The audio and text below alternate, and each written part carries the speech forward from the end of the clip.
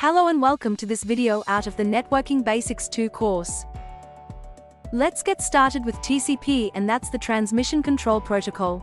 Above the IP or Layer 3, that we have already introduced earlier in this course, we have the Transport or Layer 4, that provides flow control, reliability, and congestion avoidance. As any other layer does, it also contains information about the next layer up. Examples for protocols on the transport layer are UDP, that we just saw in the previous content, in TCP, which provides those three functions of flow control, reliability, and congestion avoidance. Commonly both TCP and UDP travel within a Layer 3 IP packet.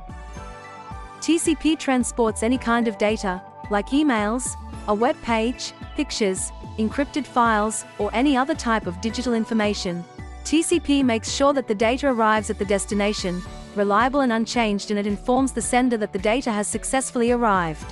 TCP also takes care about the speed of the delivery, so that the sender cannot send the data faster than the receiver can receive and process the data, otherwise the receiver would collapse. These tasks were not easy to implement, so TCP is a complicated protocol. TCP is a connection-oriented protocol. That means before any data transfer, TCP establishes a bidirectional connection between sender and receiver. Data flows in both directions, and each received segment is confirmed by sending an acknowledgement or ACK. So, there is a perfect control of the data sent.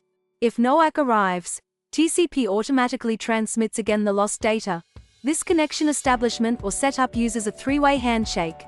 The sender sends a packet with the SYN flag set. The receiver responds with SYN plus ACK. The sender replies with an ACK, completing the setup. This ensures both sides are ready before data transfer begins. Now let's look at the TCP header. Like UDP, it includes source and destination ports, but it also adds key fields. Sequence number shows where each segment fits in the data stream.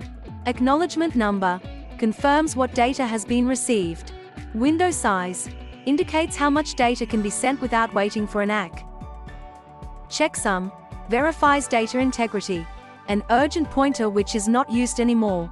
TCP also uses flags like SYN to set up a connection, as we saw before, or ACK to confirm the reception of data, FIN flag to sign the last packet from the sender, push flag to push data up to the application layer, and reset flag to reset the connection. These fields and flags enable TCP's advanced features. We saw how TCP packets are always confirmed by returning an ACK. TCP numbers all segments and uses acknowledgements to track delivery. The sequence number from the TCP header allows to allocate packets in a proper order. Let's see an example. The sender sends 10 bytes of data, setting the sequence number to 1. After, it sends 20 more bytes of data, setting the sequence number to 11, without waiting for any ACK. Once the second TCP packet is received correctly, the receiver sends an ACK set to 30. That's confirming the reception of 30 bytes of data. The sender sends another 10 bytes of data, with the sequence number set to 31, which are confirmed in the same way. If packets arrive out of order or get lost, sequence and ACK numbers allow the receiver and sender to reorder or retransmit as needed. However, packets can be lost along their journey. Let's see how TCP provides reliability in case of loss. As before, the sender sends 10 bytes of data. After, it sends 20 more bytes of data that gets lost. In that case, the receiver sends an ACK to inform about the reception of just 10 bytes of data. The sender realizes that something is lost and sends back another 10 bytes of data, with the sequence number set to 31. The ACK still only confirms 10 bytes of data, so the sender needs to retransmit. TCP also provides a flow control to adjust the sending speed to the receiver. It avoids overloading the receiver with so much data to process. The flow control is set end-to-end, over a TCP connection. Here, the window size field from the TCP header comes into action. The window size means the amount of data that can be sent without getting ACK from the receiver. Then, that size can be adjusted dynamically. If a receiver becomes overloaded, it advertises a smaller window, slowing the sender until more data is processed.